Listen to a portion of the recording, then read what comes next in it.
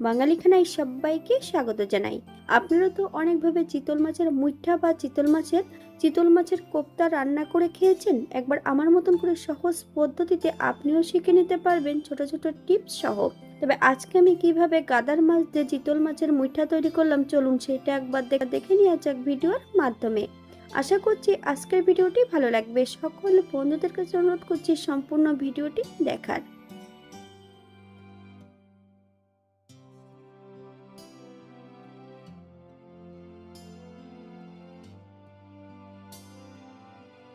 এখানে আমি আগের থেকে 5 পিস চিতল মাছের গাদা নিয়েছি।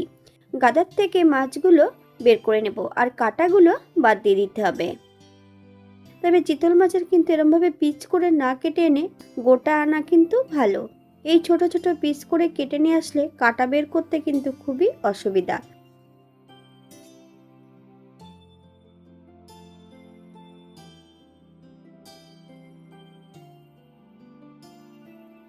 চিতল মাছের মাছ এবং কাঁটা আলাদা করে বের করে নিয়েছি।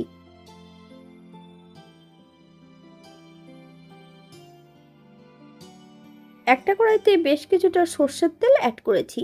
তেল গরম হওয়া পর্যন্ত অপেক্ষা করতে হবে।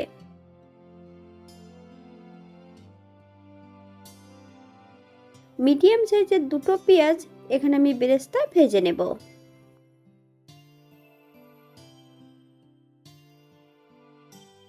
হাফ চামচ চিনি, তবে বেরেস্তা ভাজার সময় যদি চিনি অ্যাড করা হয় বেরেস্তাগুলো কিন্তু ভালো মুচমুচে হবে। এখান থেকে আমি অর্ধেকটা বেরেস্তা রান্নার কাজে ব্যবহার করব আর অর্ধেকটা বেরেস্তা কিন্তু আমি এই কোপ্তার মধ্যে ব্যবহার করব। 3 টুকরো আলু আমি আগের থেকে সেদ্ধ করে নিয়েছি। 3 টুকরো আলু বেশ ভালো করে গ্রেট করে নিতে হবে।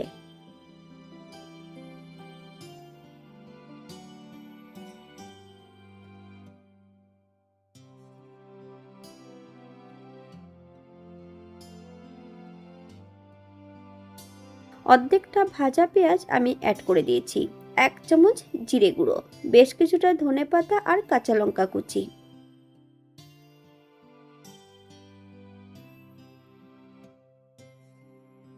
হাফ চামচ গোলমরিচের গুঁড়ো, হাফ চামচ হলুদ গুঁড়ো, হাফ চামচ লবণ, আপনার স্বাদ অনুসারে লবণটা অ্যাড করবেন, হাফ চামচ গরম মশলা গুঁড়ো, হাফ চামচ গরম মশলা গুঁড়ো, 1 চামচ কাঁচা সর্ষের তেল। বেশ ভালো করে মেখে নিতে হবে। ছোট ছোট করে গোল গোল করে আমি এখানে পাকিয়ে নিয়েছি।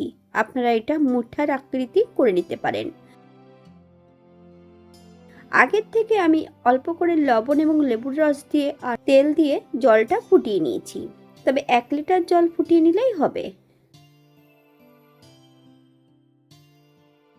সম্পূর্ণ কোপ্তাগুলো অ্যাড করে দিতে হবে। 10 থেকে 15 মিনিটের জন্য কোপ্তাগুলোকে ঢাকা দিয়ে রেখে দেব। তবে কোপ্তা যখন অ্যাড করতে হবে গ্যাসের ফ্লেমটা কিন্তু হাইতে রেখে। অপর দিক থেকে আমি বেশ কিছুটা মশলা বেটে নেব। 1 চামচ চালমগজ আর বেশ কিছুটা কাজু বাদাম, অর্ধেকটা পেঁয়াজ ভাজা একটু ঠান্ডা করে নিয়ে সামান্য একটু জল দিয়ে একটা মিহি পেস্ট তৈরি করে নিতে হবে। আপনারা যদি রসুন পছন্দ করেন তাহলে অ্যাড করতে পারেন। পেঁয়াজ ভাজার তেলের মধ্যেই কিন্তু আমি কোপ্তাগুলো ভেজে নেব। বাঙালির রান্না ঘরোয়া উপকরণ দিয়ে আপনাদের যদি রান্নাগুলো পছন্দ হয় তাহলে চ্যানেলটি সাবস্ক্রাইব করে দিয়ে পাশে থাকবেন। পাশে থাকা বেলটি বাজিয়ে দেবেন, নইলে নিত্য নতুন রান্নার নোটিফিকেশন পাবেন না। আমার এই চ্যানেলে আমিষ, নিরামিষ এবং বিভিন্ন ধরনের মাছের রেসিপি দেওয়া আছে। আপনাদের যদি পছন্দ হয় তাহলে চ্যানেলটি ঘুরে একবার দেখে নেবেন।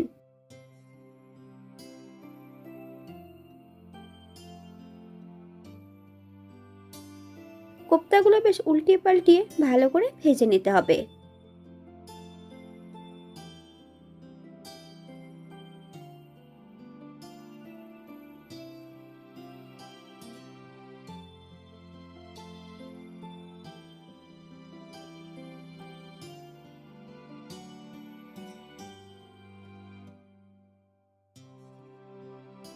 একই তেলে রান্না করব। ফোড়নে রেখেছি সাদা জিরে,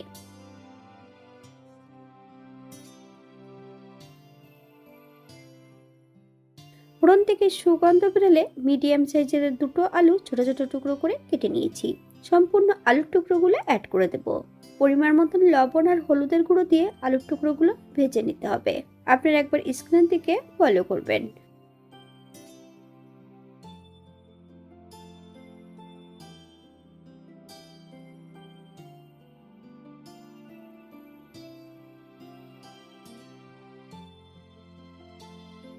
আগের থেকে বেশ কিছুটা ফুলকপি আমি গরম জলে ভাপিয়ে রেখেছি।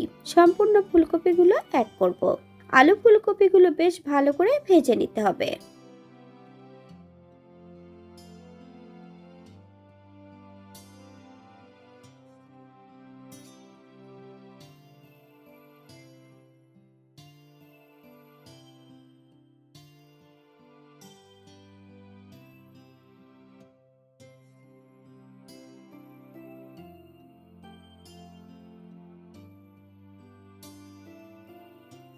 আগের থেকে বেশ কিছুটা মশলা বেটে রেখেছি। আদা, জিরে, ধনে, শুকনো লঙ্কা, হাফ চামচ হলুদের গুঁড়ো, হাফ চামচ কাশ্মীর লঙ্কার গুঁড়ো, বেশ কিছুটা কাঁচা সর্ষের তেল অ্যাড করেছি।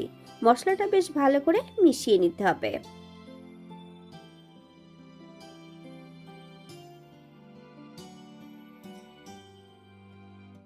সম্পূর্ণ মশলাটা অ্যাড করে দেব।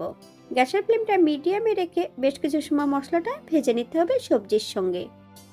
আপনারা একবার স্ক্রিনের দিকে ফলো করবেন।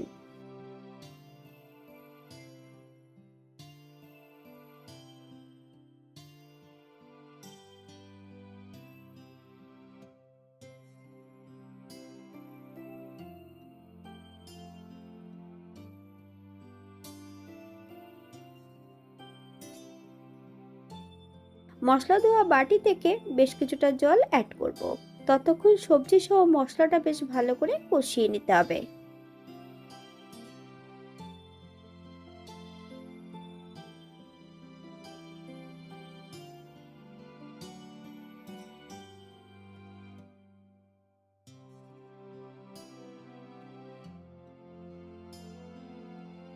এই পর্যায়ে অ্যাড করব কাজু বাদাম, চালমগজ এবং পেঁয়াজের বাটার মিশ্রণটা।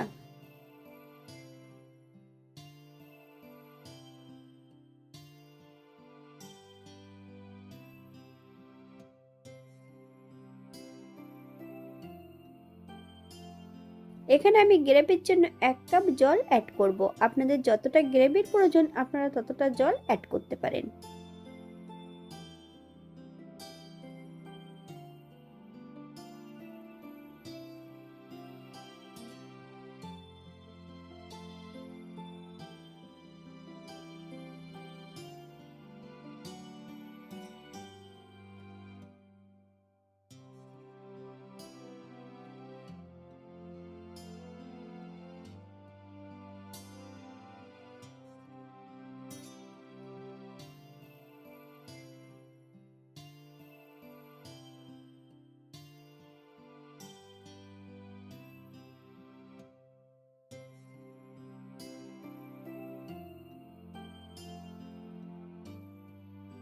রান্নার মাঝপথে সম্পূর্ণ কোপ্তাগুলো অ্যাড করে দিতে হবে।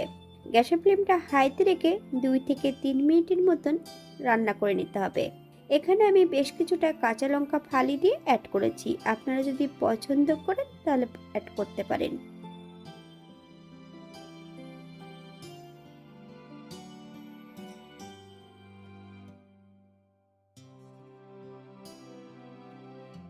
4 থেকে 5 মিনিটের জন্য ঢাকা দিয়ে দেব মিডিয়াম আছে।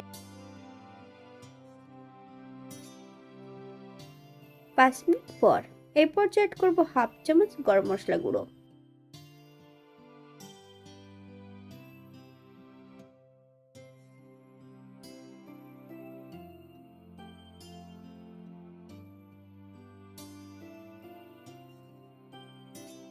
হাফ চামচ ঘি।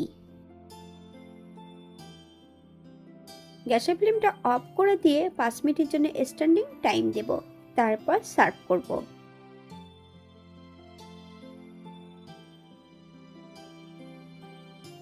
এটা দেখতে যেমন ভারী সুন্দর হয়েছিল, এটা গরম ভাতে খেতে কিন্তু অসম্ভব ভালো হয়েছিল।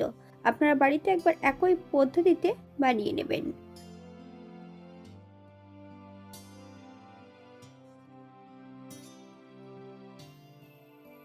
আজকের ভিডিওটি এই পর্যন্ত। সবাই সুস্থ থাকবেন, ভালো থাকবেন। অন্যদিন নতুন রেসিপি নিয়ে আপনাদের সামনে আবার আমি হাজির হব। নতুন ও পুরনো সকল বন্ধুদের অসংখ্য ধন্যবাদ ভিডিওটি দেখার জন্য। হাতে যদি সময় থাকে তাহলে একটা লাইক, কমেন্ট, শেয়ার করবেন। এখানে যে আমি উপকরণগুলো অ্যাড করেছি আপনারা এর থেকে কম বেশি করে নিতে পারেন।